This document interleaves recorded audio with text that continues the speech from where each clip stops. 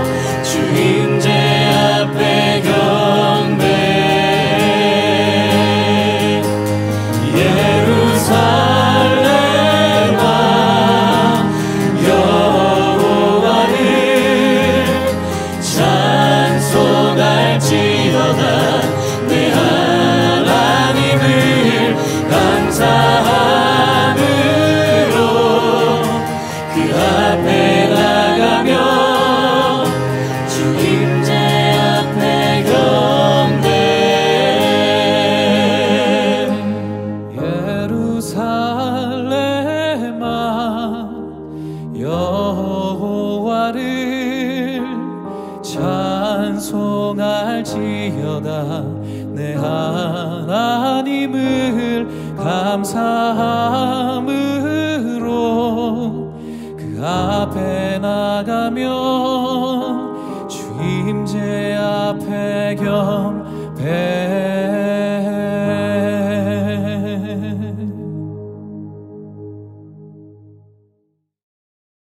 말씀을 통해 우리 가운데 힘과 능력과 소망 되신 주님을 찬양합니다. 오늘 말씀 듣고 말씀을 읽을 때 주님의 힘과 능력이 말씀으로부터 흘러나와 저희 가정을 덮고 저희 개인을 덮고 저희의 삶터와 일터 가운데 함께 하실 주님을 기대하며 예수님의 이름으로 기도드립니다. 아멘.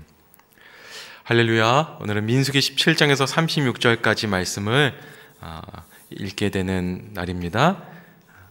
잠깐 말씀을 살펴볼 때 창세기, 출애굽기, 레위기, 민수기, 신명기, 이 모세를 통해 우리에게 준 하나님의 은혜의 말씀인데요. 오늘 본문 민수기 17장에서 36장까지 전체적인 흐름은 이렇게 됩니다. 그 시작은 17장부터 이집트, 출애굽한 세대의 광야 유랑의 모습을 보여준다면 26장부터는 이제 가나안 땅에 들어가기 위한 준비의 과정입니다. 그리고 31장에서는 부터 쭉 뒤로 약속의 땅을 향한 이스라엘의 여정과 가나안 땅에서 삶에 대한 법령들을 알려줍니다. 그렇다면 우리 몇 구절 살펴보면서 핵심 구절을 통해 말씀의 흐름을 살펴볼게요. 17장 2절 3절 읽겠습니다. 이스라엘 자손에게 말해 각 지파마다 한 개씩 각 지파 지도자들의 지팡이 총 12개를 거두어 각 지팡이에 각 사람의 이름을 써라.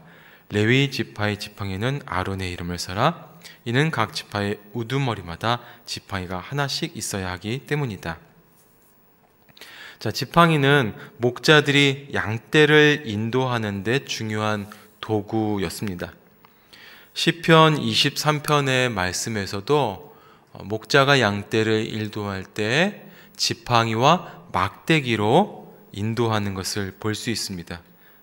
이것을 통해 길을 인도할 때도 사용했지만 맹수들의 공격을 막아낼 때도 사용했고 또한 양들을 훈계하고 가르칠 때도 사용했던 것을 볼 수 있습니다. 오늘 12지파의 지도자들의 이름을 그 지팡이에 쓰고 회막 앞에 지팡이를 둠으로써 하나님의 명령을 따라 누구의 지팡이에 꽃이 피는지, 그러므로 그 지정된 제사장이 누구인지 분명히 알 수 있는 일을 하고 있죠. 이때 여호와 하나님께서 지명하여 세우신 아론의 지팡이에서 살구나무 가지에 우미 트고 순이 나고 꽃이 핍니다. 이 살구나무 꽃이 피었다는 것은 이 살구는 부지런함과 성실함을 뜻하는 의미였는데요. 이스라엘을 지켜내는 영적 지도자 하나님께서 세우셨고 그 영적 지도자인 제사장 직무를 어떻게 감당해야 하는지에 대한 내용을 알려주고 있는 겁니다. 하나님이 세우신 사람, 목회자든 장로이든 순장님, 다락방장님이든 사역의 리더십이든 하나님께서 세우셔서 하나님의 실수가 없으심을 따라 그 자리에 있다면 거룩함과 부지런함과 성실함으로 그 일을 감내내십시다. 가장 중요한 리더는 어떤 리더입니까? 그 나라와 민족과 그리고 공동체와 순과 또 목회자들을 위해 기도하는 바로 그 한 사람 아니겠습니까? 그 기도하는 사람이 영적 리더입니다. 그러면 영적 리더로 세워준 귀한 기도자들 모두가 여러분이 있는 바로 그 자리, 기도의 자리를 믿음으로 지켜내고 믿음으로 기도할 때 놀라운 기적의 일이, 하나님의 놀라운 역사하심과 간섭하심이 일어날 줄 믿습니다. 민수기 18장 19절 말씀. 이스라엘 백성들이 여호와께 받들어드린 모든 거룩한 예물들을 영원한 규례를 따라 너와 내 아들들과 내 딸들에게 준다. 이것은 여호와 앞에서 너와 내 자손들을 위한 영원한 소금 언약이다. 아멘. 소금 언약이라는 재미난 표현이 나옵니다. 소금은 보존의 상징이지요. 그리고 변치 않는 방부제 역할을 하는 기능이 있죠. 반면 이 소금과 반대되는 역할로 표현되어지는 누룩이 있습니다. 누룩은 풍요로움을 상징하기도 하고 부풀림을 보여주기도 하고 또 이것은 반역이나 부패의 상징이 되기도 했습니다. 그러기에 누룩이죠. 소금은 변치 않음, 보존, 순결, 거룩함의 상징이었다면 이스라엘과 야훼 하나님과의 언약이 소금 언약과 같다라고 하는 것은 하나님과 이스라엘 백성과 맺은 언약은 변치 않고 지속되어지고 부패하거나 부풀려지는 것이 아니라 그 약속한 말씀 그대로가 성취되어지고 영원할 것을 알려주고 있는 겁니다. 오늘 하나님의 약속의 말씀을 읽고 받게 되는 저와 여러분 가운데 이 소금 언약이 체결되어졌다는 것을 믿게 되기를 바랍니다. 하나님의 약속에 소금 언약이 체결되어진 저와 여러분이 이 말씀을 읽고 아멘으로 받을 때마다 믿음의 주에 온전케 하시는 주님께서 놀라운 역사를 베푸실 것입니다. 또한 신약에서는 우리로 하여금 세상의 소금과 빛이라고 말씀하셨듯이 이 세상을 건강하게 하고 거룩하게 하며 순결하게 할 수 있는 저와 여러분 또한 되기를 소망합니다. 민수기 26장 55절 56절 오직 그 땅을 제비 뽑아 나누어 그들의 조상 지파의 이름을 따라 얻게 할지니라. 그 다소를 막론하고 그들의 기업을 제비 뽑아 나눌지니라. 26장에서 1절부터는 이제 두 번째 인구 조사를 하는 장면이 나옵니다. 우리 첫 번째 인구 조사를 했던 장면이 나와서 살펴보았죠. 그렇게 인구 조사를 하고 난 다음에 제비를 뽑아서 땅을 분배하는 거예요. 제비를 뽑았다는 것은 결정권을 하나님께 맡기겠다라는 의지적인 표현입니다. 하나님께서 행하십시오. 우리가 어디고 할지, 무엇을 할지, 나아가야 될지, 멈춰야 할지 라는 그들의 마음이고 신앙이었던 거죠. 자, 28장 16절에서 29절 이렇게 나오는 내용이 있는데, 이 28장부터 이제 쭉 나오는 이제 구절은 어떤 내용이냐면 절기에 대해서 보여줍니다. 무교절에 대해서 나오고 77절, 맥추절, 오순절이라고도 하죠. 나팔절에 대해서 나오고요. 속죄일, 초막절에 대해서 나오고 있습니다. 자, 이 절기들을 살펴보면서 우리가 알 수 있는 사실은 무엇인가? 여호와 하나님은 우리를 먹이시고 입히시는 공급자 하나님이라는 사실입니다. 또 여호와 하나님은 어떤 하나님이십니까? 우리를 지키셨고 지금도 지키시는 보호자 되시는 하나님이라는 사실입니다. 또한 여호와 하나님은 우리의 갈 길을 알려주시고 그 길 가운데 지팡이와 막대기가 되어주시는 인도자 되시는 하나님이라는 사실입니다. 자, 마지막 한 구절, 민수기 35장 11절. 성들 며칠 골라 도피성으로 삼아라. 그리고 실수로 사람을 죽인 사람이 그곳으로 피할 수 있도록 하라. 도피성에 대한 내용입니다. 레위인의 성읍들이 있었는데 그 중에 6개는 이제 과실치사를 범한 사람들을 위한 도피의 장소의 역할을 했습니다. 이게 도피성이라는 것, 피난처를 제공할 뿐만 아니라 다시 복수가 일어나지 않도록 피 흘림이 없도록 막아주는 역할을 했던 것을 보게 됩니다. 시편 46편에 보면 하나님은 우리의 피난처시라, 그리고 힘이시라, 환난 중에 만날 큰 도움이시라. 사무엘하 22장 3절에도 보면 이렇게 하나님을 표현합니다. 나의 하나님이시요, 나의 피할 바위시요, 나의 방패시요, 나의 구원의 뿌리시요, 나의 높은 망대시요, 나의 피난처시요, 나의 구원이시라, 나를 흉악에서 구원하셨도다. 아멘. 이런 도피성 되신 우리 주님이 오늘 저와 여러분을 지키며 이 나라와 민족을 지키며 우리의 가정과 일터 가운데 함께 하셔서 우리로 행할 바와 멈출 바, 어떻게 해야 할 바를 알려주실 뿐만 아니라 도와주시며 피난처 되어주신다는 사실을 믿음으로 받고 승리할 수 있는 여러분 되기를 소망합니다. 말씀을 읽겠습니다. 민수기 17장.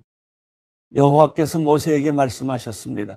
이스라엘 자손에게 말해 각 지파마다 한 개씩 각 지파 지도자들의 지팡이 총 12개를 거두어 각 지팡이에 각 사람의 이름을 써라. 레위 지파의 지팡이에는 아론의 이름을 써라. 이는 각 지파의 우두머리마다 지팡이가 하나씩 있어야 하기 때문이다. 그 지팡이들을 회막한 증거궤 곧 내가 너와 만나는 곳 앞에 두어라. 내가 선택하는 사람의 지팡이에 싹이 날 것이다. 그렇게 함으로써 이스라엘 백성들이 너에 대해 불평하는 것을 내 앞에서 잠잠하게 할 것이다. 모세가 이스라엘 자손들에게 말을 하자 그들의 지도자들이 각 지파의 지도자마다 한 개씩 총 12개의 지팡이를 모세에게 가져왔는데 아론의 지팡이도 그 지팡이들 가운데 있었습니다. 모세가 그 지팡이들을 증거막 안에 여호와 앞에 두었습니다.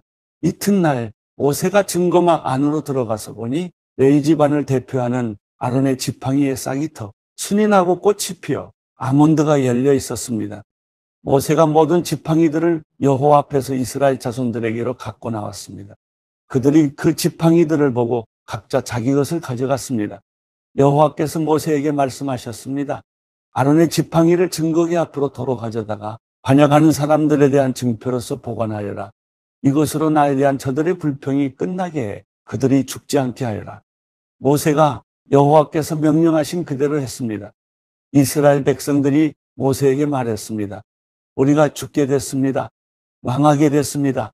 다 망하게 됐습니다.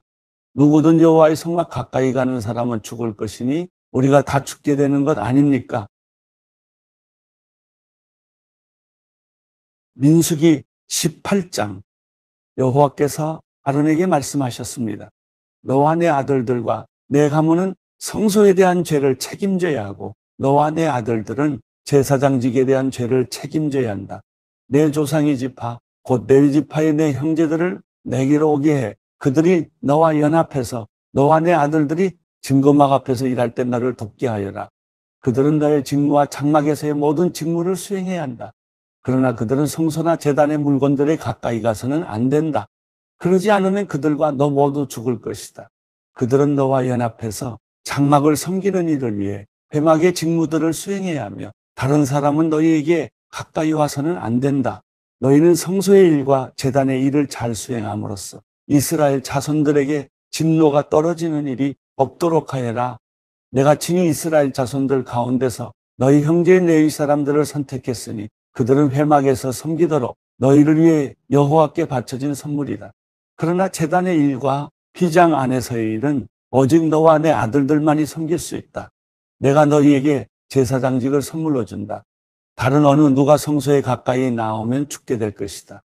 여호와께서 아론에게 말씀하셨습니다. 내가 친히 너희로 하여금 내게 드려지는 예물에 대한 일을 맡도록 했다. 이스라엘 자손들이 내게 바치는 모든 거룩한 예물들을 내가 너와 내 아들들에게 영원한 규례에 따라 소득으로 준다. 불사르지 않은 가장 거룩한 부분이 너희의 몫이 될 것이다. 곡식 제물이든 속죄 제물이든 속건 제물이든 그들이 내게 드린 예물 가운데서 가장 거룩한 부분이 너와 내 아들들의 몫이다. 너희는 그것을 가장 거룩한 것으로 여기고 먹어라. 모든 남자는 그것을 먹어야 한다. 너는 그것을 거룩하게 여겨야 한다. 이것 또한 너희 것인데 이스라엘 자손들이 선물로 드리는 예물과 흔들어 바치는 모든 제물들을 영원한 규례에 따라 내가 너와 내 아들들과 내 딸들에게 준다. 내 집안에서 정결한 사람은 누구나 그것을 먹을 수 있다. 그들이 여호와께 바친 첫 수확물, 곧 가장 좋은 올리브 기름과 가장 좋은 새 포도주와 곡식을 전부 내가 내게 준다. 그들이 여호와께 가져오는 그 땅의 처음 것들은 내 것이다. 내 집안에서 정결한 사람은 누구나 그것을 먹을 수 있다. 여호와께 바쳐진 이스라엘의 모든 것은 내 것이다. 사람이든 동물이든 모태에서 처음 난 것으로 여호와께 바쳐진 것은 내 것이다. 그러나 너는 모든 나라들과 부정한 동물에게서 처음 난 모든 것에 대해서는 돈으로 대신 값을 치르게 해야 한다. 그것들이 1개월이 되면 한 세겔이 20개라인 성소 세겔로 쳐서 은 5세겔로 값을 대신 치르게 해야 한다. 그러나 너는 소나 양이나 염소에 처음 난 것은 돈으로 대신 값을 치르게 해서는 안 된다. 그것들은 거룩하기 때문이다. 그것들의 피를 제단에 뿌리고 그 기름을 불러들이는 제물로 태워 여호와께서 즐겨하시는 향기로운 화제가 되게 하여라. 그 고기는 흔들어 바친 가슴살과 오른쪽 넓적다리처럼 내 것이 될 것이다. 이스라엘 백성들이 여호와께 받들어 드린 모든 거룩한 예물들을 영원한 규례를 따라 너와 내 아들들과 내 딸들에게 준다. 이것은 여호와 앞에서 너와 내 자손들을 위한 영원한 소금 언약이다. 여호와께서 아론에게 말씀하셨습니다. 너는 그들의 땅에서 유산이 없고 그들 가운데서 어떤 목도 없을 것이다. 왜냐하면 내가 이스라엘 백성들 가운데서 내 몫이고 내 유산이기 때문이다. 내가 레위 사람들에게는 이스라엘의 모든 11절을 그들에게 유산으로 주니 회막을 섬기는 것에 대한 보상이다. 이제부터 이스라엘 자손은 회막 가까이 나와서는 안 된다. 그렇지 않으면 그들이 그 죄의 결과를 감당하게 돼 죽게 될 것이다. 오직 내 사람들만이 회막에서 일하고 회막에 대한 죄를 짊어져야 한다. 이것은 대대로 계속돼야 할 율례다. 그들은 이스라엘 백성들 가운데서 유산이 없을 것이다. 그 대신 내가 레위 사람들에게 이스라엘 백성들이 여호와께 예물로 바치는 11절을 그 유산으로 준다. 내가 그들은 이스라엘 백성들 가운데서 유산이 없을 것이다. 라고 말한 것은 이 때문이다. 여호와께서 모세에게 말씀하셨습니다. 레위 사람들에게 말해 일러라. 내가 너희에게 너희의 유산으로 주는 11절을 이스라엘 백성들에게서 받을 때는 그 11조의 11조를 여호와께 드리는 예물로 바쳐야 한다. 너희 예물은 타작마당의 곡식이나 포도주를 짜는 틀에 포도즙처럼 여겨야 할 것이다. 이처럼 너희 또한 너희가 이스라엘 백성들에게서 받은 모든 것에서 11조를 여호와께 거제로 바칠 것이다. 여호와의 몫으로 돌린 그 거제물은 제사장 아론에게 주어야 한다. 너희는 너희가 받은 모든 예물 가운데 가장 좋고 가장 거룩한 부분을 여호와의 몫으로 바쳐야 한다. 레위 사람들에게 말하여라. 너희가 가장 좋은 부분을 바칠 때는 타작마당에서 나온 것이나 포도주를 짜는 틀에서 나온 것처럼 여겨야 한다. 너희와 너희 집안은 어디서든 그 나머지를 먹을 수 있다. 그것은 너희가 회막에서 일한 것에 대한 보수이기 때문이다. 그 가운데 가장 좋은 부분을 바침으로써 너희는 이 일에 대해 죄가 없게 될 것이다. 그렇게 하면 너희가 이스라엘 백성들이 드리는 거룩한 예물을 더럽히지 않는 것이 돼 너희가 죽지 않을 것이다. 민수기 19장 여호와께서 모세와 아론에게 말씀하셨습니다. 이것은 여호와가 명령하는 율법의 조항이다. 이스라엘 백성들에게 말해 흠없이 온전하고 멍에를 맨 적이 없는 붉은 암송아지 한 마리를 너희에게 끌어오게 하라. 그것을 제사장 엘르아살에게 주어 그가 그것을 짐 밖으로 끌고 나가서 자기가 보는 앞에서 죽이게 하라. 그러고 나서 제사장 엘르아살은 자기 손가락에 그 피를 조금 묻혀서 회막 앞쪽을 향해 7번 뿌리게 하라. 그리고 그의 눈앞에서 그 암송아지를 태우게 하는데 그 가죽, 고기, 피와 똥까지 불태우게 하라. 제사장은 백향목과 우슬초와 붉은색 양털을 조금 가져다가 암송아지를 사르고 있는 불 위에 던져야 한다. 그러고 나서 제사장은 자기 옷을 빨고 자기 몸을 물로 씻어야 한다. 그 후에 그는 진 안으로 들어올 수 있다. 그러나 그는 저녁 때까지 부정할 것이다. 암송아지를 태우는 사람도 또한 자기 옷을 빨고 자기 몸을 물로 씻어야 하는데 그 또한 저녁 때까지 부정할 것이다. 그리고 정결한 사람이 암송아지의 죄를 모아서 진 밖에 정결한 장소에 갖다 놓아야 한다. 그리고 이스라엘 자손의 회중을 위해 정결하게 하는 물에 쓰도록 그것을 보관해 두어야 한다. 그것은 죄를 씻기 위한 것이다. 암송아지의 죄를 모은 사람 또한 자기 옷을 빨아야 하며 그도 저녁 때까지 부정할 것이다. 이것은 이스라엘 자손들이나 그들 가운데 살고 있는 이방 사람들 모두를 위한 영원한 율례다. 사람의 시체를 만진 사람은 누구든 7일 동안 부정할 것이다. 그가 3일째 되는 날과 7일째 되는 날에 물과 그 죄로 자신을 정결하게 하면 그는 정결할 것이다. 그러나 만약 3일째 되는 날과 7일째 되는 날에 정결하게 하지 않으면 그는 정결하지 않을 것이다. 시체, 곧 죽은 사람을 만졌는데도 자신을 정결하게 하지 않는 사람은 여호와의 성막을 더럽히는 것이다. 그런 사람은 이스라엘에서 끊어져야 할 것이다. 정결하게 하는 물이 그의 위에 뿌려지지 않았으니 그는 부정하다. 그의 부정함이 그의 위에 남아있는 것이다. 누가 장막 안에서 죽었을 경우의 율법은 이렇다. 누구나 그 장막에 들어가든지 그 장막 안에 있든지 7일 동안 부정할 것이다. 뚜껑이 단단히 닫혀 있지 않고 열려있는 그릇들도 다 부정할 것이다. 누구든 들판에서 칼에 맞아 죽은 사람이나 시체를 만진 경우나 혹은 사람의 뼈나 무덤을 만진 경우는 7일 동안 부정할 것이다. 부정한 사람들을 위해서는 죄의 정결을 위한 제물을 불태운 재를 가져다가 그릇에 담고 거기에 깨끗한 물을 붓는다. 정결한 사람이 우슬초를 가져다 물에 담갔다가 장막과 그 모든 물건들과 거기 있던 사람들, 그리고 사람의 뼈나 죽임당한 사람이나 시체나 무덤을 만진 사람에게 뿌린다. 그 정결한 사람은 셋째 날과 일곱째 날에 부정한 사람에게 뿌려서 일곱째 날에 그 사람을 정결하게 한다. 정결하게 된 사람은 자기 옷을 빨고 자기 몸을 물로 씻어야 하는데 그러면 그날 저녁에 그는 정결해질 것이다. 그러나 부정한 사람이 스스로 정결하게 하지 않으면 그는 회중 가운데서 끊어져야 한다. 이는 그가 여호와의 성소를 더럽혔기 때문이다. 정결하게 하는 물이 그에게 뿌려지지 않았으니 그는 부정하다. 이것이 그들을 위한 영원한 율례다. 정결하게 하는 물을 뿌리는 사람은 자기 옷을 빨아야 한다. 정결하게 하는 물을 만진 사람은 누구나 저녁 때까지 부정하다. 부정한 사람이 만진 것은 무엇이든 부정하게 되고 그것을 만진 사람 역시 저녁 때까지 부정하다. 함께 기도하겠습니다. 우리의 피난처 되신 주님, 주님을 사랑합니다. 주님을 찬양합니다. 주님, 말씀의 능력을 힘입어 아멘하였사오니 오늘 말씀을 힘입어 승리하며 평안을 누리며 감사할 수 있는 이 날이 되게 하여 주옵소서.